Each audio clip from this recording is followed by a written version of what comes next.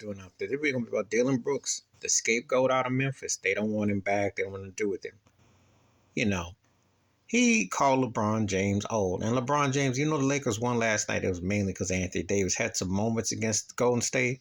But if they had to depend on him last night, they would have lost that game. He looked a little bit long in the tooth. He's right now got to be the second best wheel. If things so much has to fall in line. But he's still better than a lot of players. And this is his year 20. But Dillon Brooks called him old, said until you put 40 on me, etc., etc. So he talked trash. But he doing it from the tradition of Draymond Green and Dennis Rodman and other guys who do the dirty work that the superstars throw through the ears and the coaches put through the ears. It backfired on Memphis because he couldn't shoot worth much. He had more fouls than he had points and turnovers. But he ain't the fault for Memphis. Ja Morant had his issues off the court, and it messed with the team. They had injuries, and I still think their coach is in over his head. I don't really buy him as the end-all, be-all for Memphis as a head coach because I just think the lack of discipline. They're a young team.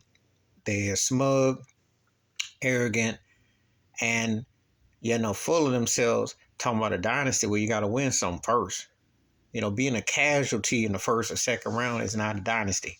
You win a division title, you happy, but what have you done?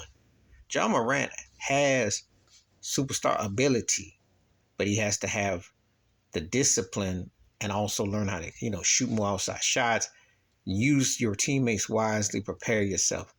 And Dillon Brooks was up there as a mouthpiece, and it backfired and badly. But it's not his fault. Somebody will pick him up.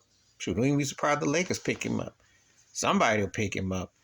But he can have that role, but he has to know, it only works when you got a pit bull. Like Ja Morant has to get to the status of a Steph Curry, or LeBron James, or Kevin Durant, a Giannis and Antetokounmpo. He has to get to those, even a Kawhi Leonard, a Kevin Durant. You have to get to a certain elite level where you can pop your gums to back your teammate. But when you packing your lips and your team ain't really that deep and that good, it has a tendency to backfire. And this backfired. Please hit like, subscribe, welcome thoughts, comments. And I do respond. Thank you. Wash your hands. Keep your mind clear. Watching for another. Share it if you want to.